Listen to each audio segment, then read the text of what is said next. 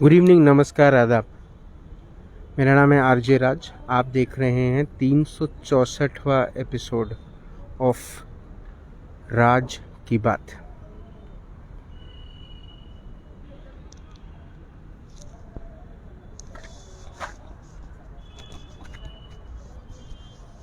नागेश देहरवाल बोल रहे हैं। मैं कुछ बोलूं, ये देखने के बाद कुछ बोल पाता है कोई? बताइए, ये देखने के बाद कोई कुछ बोल पाता है?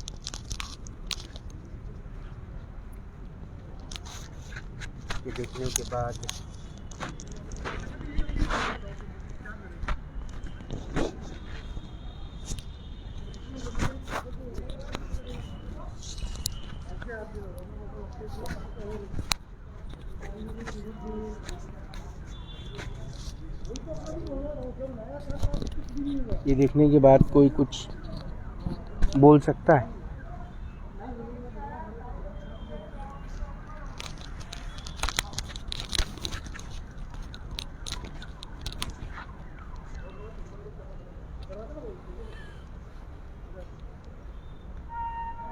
ये नज़ारा मोक्ष धाम का है। ये वो घाट है जहाँ पर कई सारे ऐसे लोग, वो कहते हैं ना, रोज हम जब घर से निकलते हैं सुबह, तो या हमारी माँ या हमारी पत्नी हमें कहती है शाम को घर जल्दी आना, लेकिन और आदमी दिन भर इंतज़ार करता है कि कब शाम होगी। आज कई ऐसे होंगे जिनके घरों में शाम शराब बनकर आई होगी। कई ऐसे होंगे जिनके घरों में आज शाम वो रूप में नहीं आई होगी जैसी पहली कभी आई थी। लेकिन आज भी मैं रास्ते पे ट्रैफिक देखता हूँ। आज भी मैं ट्रैफिक रास्ते में लोगों को देखता हूँ।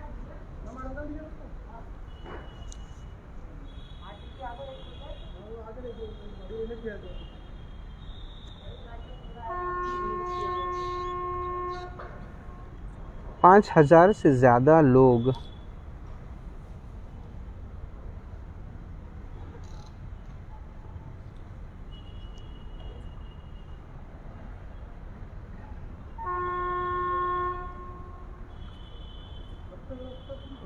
मैं नागपुर मनपा निवडणूक, जिन्होंने मुझे अभी मैसेज किया, उनके रिप्रेजेंटेटिव से मैं निवेदन करता हूँ कि वो कृपया मेरे पर्सनल मैसेज पे मुझे मैसेज करें, ताकि मैं ये मैसेज उनका महापौर जी तक पहुंचा सकूं। ये नज़ारा देखकर जितना दुख इस वक्त मुझे हो रहा है, मैं आपको बता नहीं सकता। क्योंकि रास्ते के उस तरफ में जहाँ दहन हो रहा है, उस तरफ में परिवार के सदस्य लोग खड़े हैं, लेकिन जो इस तरफ का नज़ारा है, वो नज़ारा बड़ा डरावना है।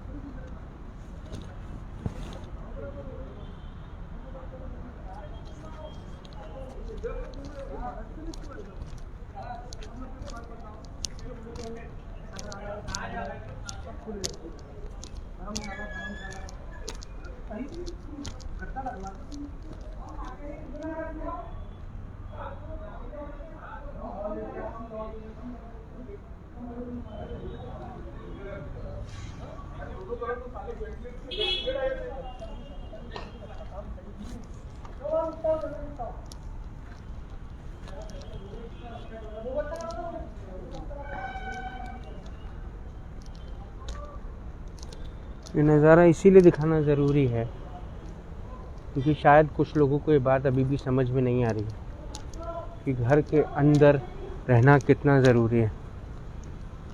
जब किसी का शव जलता है, जब किसी की बॉडी जलती है, सबको आना यही है एक दिन, ये तय है कि सबको यहीं आना है, लेकिन कब आना है ये आज हमारे हाथ में है तय करना कि हमको यहाँ कब आना है, हम कब यहाँ पर आने की मानसिक तौर से, पारिवारिक तौर से तैयारी है रखते हैं।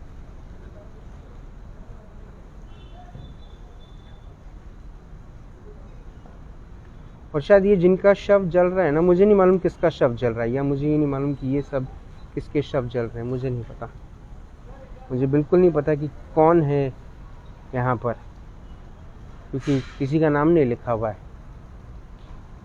और जिनका शव जल रहा है, क्या उसके लिए वो खुद जिम्मेदार है, या किसी और के वजह से उन्हें करुणा हुआ, किसी और के वजह से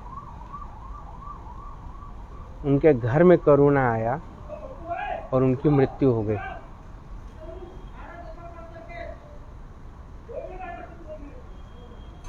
किसी भी घर में बच्चे का जन्म होता है, किलकारियाँ होती हैं, लड्डू बांटे जाते हैं, वो बच्चा जब बड़ा होता है तब माता पिता का नाम रोशन करता है, अपने संघर्ष करता है, जीवन में आगे बढ़ता है, एक दिन वो विवाह करता है, विवाह के बाद के बच्चे होते हैं, एक लड़की जिससे उसका विवाह होता है उसको वो सपने दिखाता है, या वो लड़की उस लड़के के जीवन में आती है और उसकी एकांत को एक परिवार में तब्दील करती है। उस परिवार के अंदर में खुशियाँ आती हैं, वो दुनिया घूमते हैं, मैकडॉनल्ड्स जाते हैं, चौपाटी जाते हैं, पिक्चर जाते हैं, दुनिया की बुराइयां करते हैं, दुनिया की पार्टीज़ में जाते हैं, दुनिया के दुख में जाकर उनका साथ खड़े होते हैं, इंसानियत के वो हर काम करते हैं। दिन के आखिरी में एक दिन उन सबको यहाँ आना होता है। लेकिन ये जो शव जल रहा है उसमें और जो कहानी मैंने आपको सुनाई उसमें एक छोटा सा फर्क है। मेरी कहानी में दिन के आखिरी में व्यक्ति किसी बीमारी से जूझता है, कई वर्षों तक उससे वो लड़ता है और एक दिन वो उसकी उम्र हो जाती है 70-75 साल और उसकी मृत्यु हो जाती है। लेकिन ये अगर आप शेयर कर सकते हैं तो कीजिएगा, मेरा निवेदन है आप सभी से कि अगर आप ये शेयर कर सकते हैं अपने दोस्तों को तो ज़रूर शेयर कीजिएगा। जिनसे आप प्यार करते हैं उनको ये नज़ारा ज़रूर दिखाइएगा। अगर आप हकीकत में किसी से प्यार करते हैं तो उनको ये नज़ारा ज़रूर दिखाइए।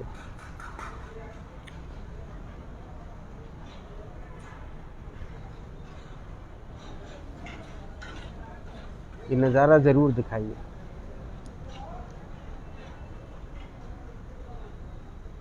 लेकिन आज की जो कहानी है वो कहानी ये है कि इंसानियत के पूरे काम कर कर एक व्यक्ति घर से अपने परिवार के लिए निकलता है कि मैं काम नहीं करूँगा तो इनका घर कैसे चलेगा। वो घर के बाहर जाता है, किसी से मिलता है, वो व्यक्ति उसे कोविड देता है, वो व्यक्ति घर आता है और आकर उसकी तबीयत घर में रात को बिगड़ जाती है और उसके बाद उसका 2 दिन में वो सांस लेने की शक्ति में नहीं रहता और उसका निधन हो जाता है।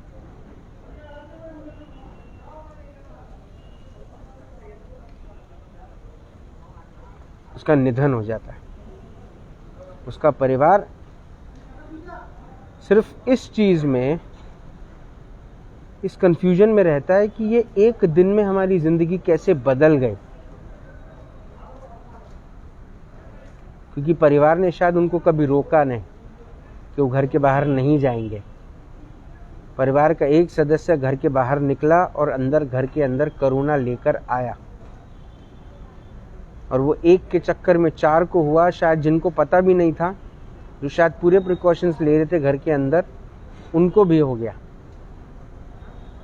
और उनमें से एक की मृत्यु आज यहाँ हो गई।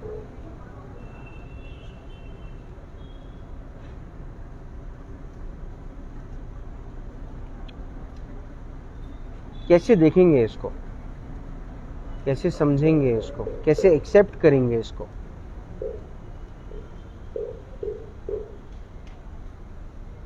हाँ, ये शायरी मैं बार बार बोलता हूँ कि दुनिया में लेके आए हैं क्या, दुनिया से लेके जाएंगे क्या, मगर जब जाएंगे तो तुमको याद आएंगे क्या।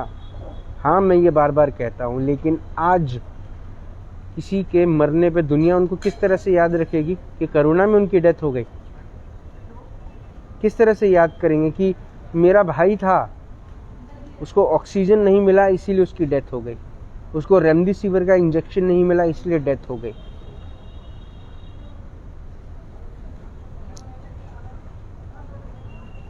कैसे देखेंगे?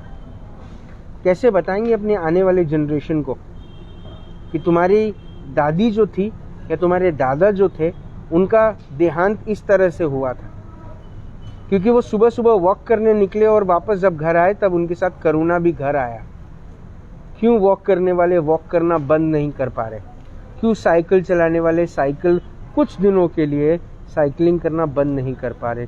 क्यों ऑफिस जाने वाले कुछ दिनों के लिए ऑफिस जाना बंद नहीं कर पा रहे? जवाब कैसे देंगे? मुझे सिर्फ यही जानना है कि आप जवाब कैसे देंगे, कैसे जवाब देंगे? आप परिवार को किस तरह से आप समझाएंगे कि ये मौत कैसे हुई? कहने के लिए तो सिर्फ ये कोरोना वायरस से मौत हुई है, पर ये कोरोना वायरस से नहीं, ये आपकी नासमझी के वजह से ये मौत हुई है। वो देखिए,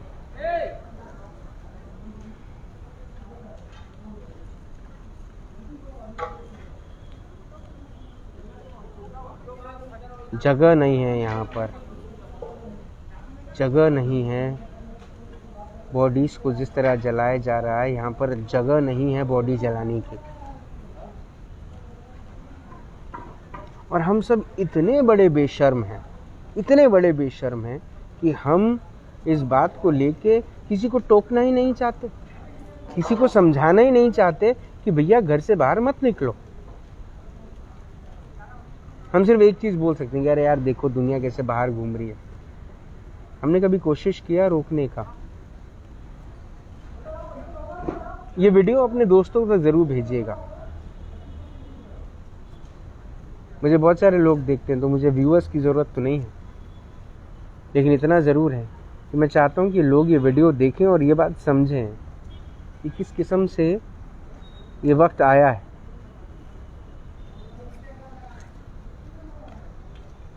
किस किस्म का ये दौर आया है कि किसी की बेवकूफ़ियों के वजह से किसी की जान चले जाते हैं।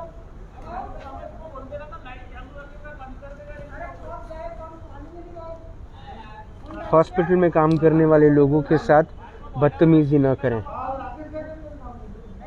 हेल्थ कर्मचारियों के साथ बदतमीजी न करें। आप किसी भी पॉलिटिकल पार्टी के हों, आपसे निवेदन है कृपया बदतमीजी ना करें। इस वक्त अपने आप को शांत रखें, इस वक्त अपने आप को, अपने परिवार को घर के अंदर रखें। कुछ भी हो जाए अपने आप को घर से बाहर ना निकालें। परिवार के सभी सदस्य से कहें कि वो घर पर रहें। निवेदन करता हूँ मैं।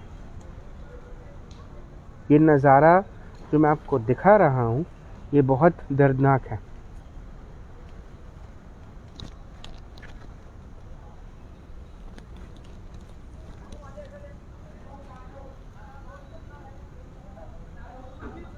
एक साल पहले मैंने ये शो शुरू किया था, कल 1 साल पूरा हो जाएगा मुझे। 1 साल पहले मैंने ये नज़ारा नहीं दिखाया था आपको, और आज 1 साल बाद मैं आपको ये नज़ारा दिखा रहा हूँ।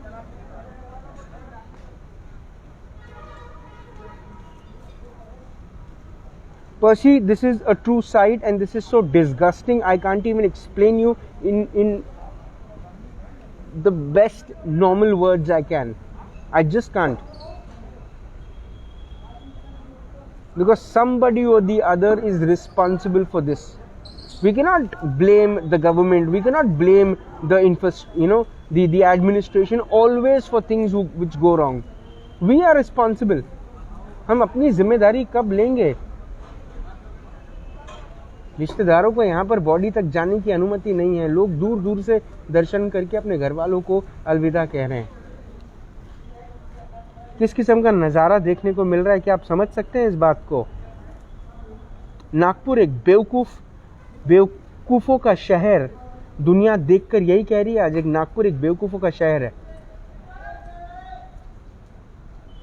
यहाँ सिर्फ बेवकूफ़ लोग रहते हैं, ऐसे बेवकूफ़ जिनको ये समझ में नहीं आता कि उनके लिए वो खुद कितने ज़रूरी हैं, उनके परिवार के सदस्य कितने ज़्यादा ज़रूरी हैं।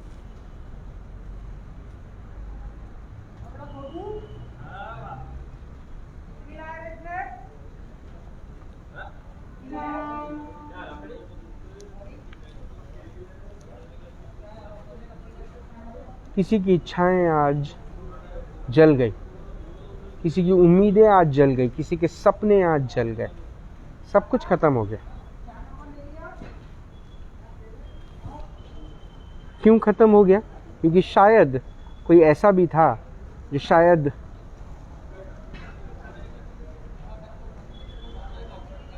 अपनी समझदारी अपने साथ घर से लेकर नहीं चल पाया।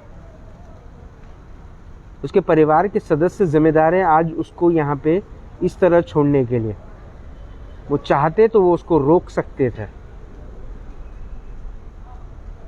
हम सब कहीं ना कहीं एक दूसरे से जुड़े हैं।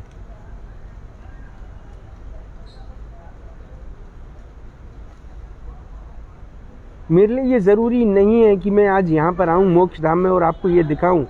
मैं शायद किसी और का इंटरव्यू करता, और मुझे लगा ये ज़्यादा ज़रूरी है, ये बात आप तक पहुँचाना ज़रूरी है कि लाशों के बीच में खड़ा हूँ मैं। जलती हुई लाशें जो चीख रही हैं, जो पुकार रही हैं कि हमारी क्या गलती थी। किसी का बच्चा मर गया, किसी की माँ मर गई, किसी के पिता मर गए, किसी का पति मर गया, जल रही हैं लाशें, और फिर भी नागपुर आज अपनी बेवकूफ़ियों में।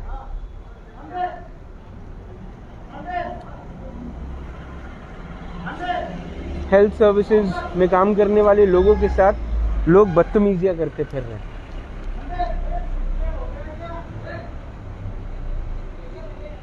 क्या कहेंगे उनको?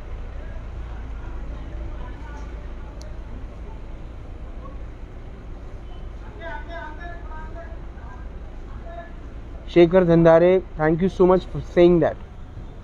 I want you to tell this to everybody. Please tell it to all of them you know. Every single person you know on the planet, at least in Nagpur, tell them to stay at home.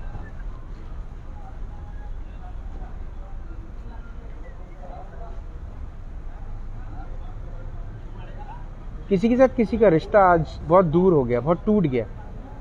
अब वो सिर्फ तस्वीरों में रहेगा, सिर्फ तस्वीरों में रहेगा।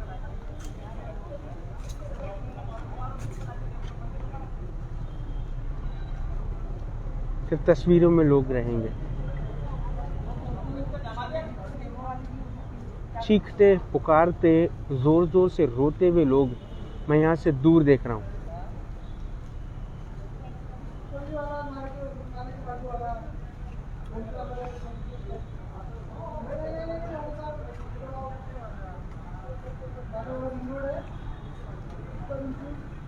कैसे देखें इसको, कैसे सहें इसको। A few ladies are also watching. I'm really sorry. मुझे माफ़ कीजिएगा, मैं आप सबको ये नज़ारा दिखा रहा हूँ, लेकिन पता नहीं, मैं चाहता था कि आज, पता है मेरे राज की बात को कल 1 साल पूरा हो रहा है। जब मैंने 200 शोज़ पूरे किए थे तब चीज़ें अलग थी। मैं बड़ा एक्साइटेड था इस बात को लेके कि जब 365 शो हो जाएंगे मैं बहुत पार्टी वार्टी करूँगा।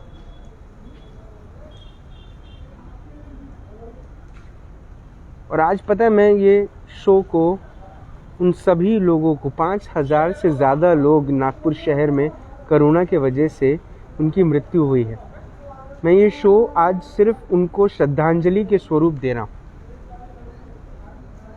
क्योंकि ये जो जलती हुई आग है ना, ये तो कल सुबह शांत हो जाएगी, ये ठंडी हो जाएगी।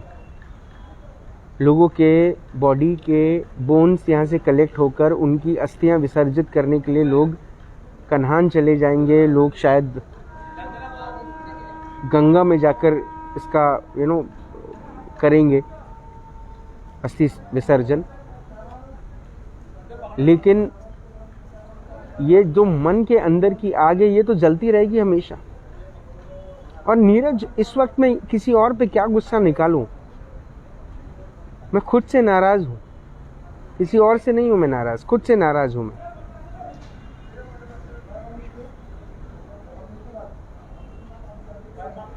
ये जलती हुई आग,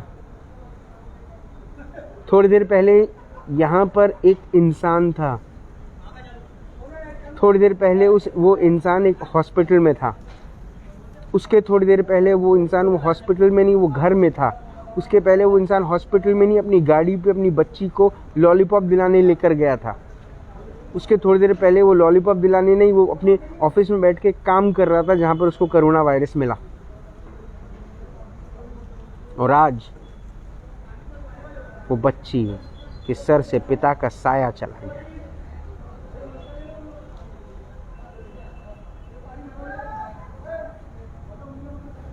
निवेदन है आपसे, खुद के बारे में, खुद के परिवार के बारे में अब सोचने का वक्त आ गया है। और जब आप परिवार के बारे में बोलते हैं, सिर्फ खुद के बारे में नहीं, अपने शहर के को भी अपना परिवार समझिए। कृपया इस शहर को कोरोना वायरस से ख़त्म होने से बचाइए। निवेदन है आपसे, नागपुर में कोरोना वायरस को रोकने के लिए अपनी पूरी शक्ति लगाइए। और शक्ति एक ही तरीके से आप लगा सकते हैं, घर पे रह के। कृपया घर पे रहिए, कृपया जिंदा रहिए। कल शाम को 5 बजे मिलूंगा राज की बात में। तब तक आप अपना ध्यान रखें, सुरक्षित रहें, स्वच्छ रहें, स्वस्थ रहें, मस्त रहें, घर में रहें तो खुश रहें, एंड अबव ऑल जिंदा रहें।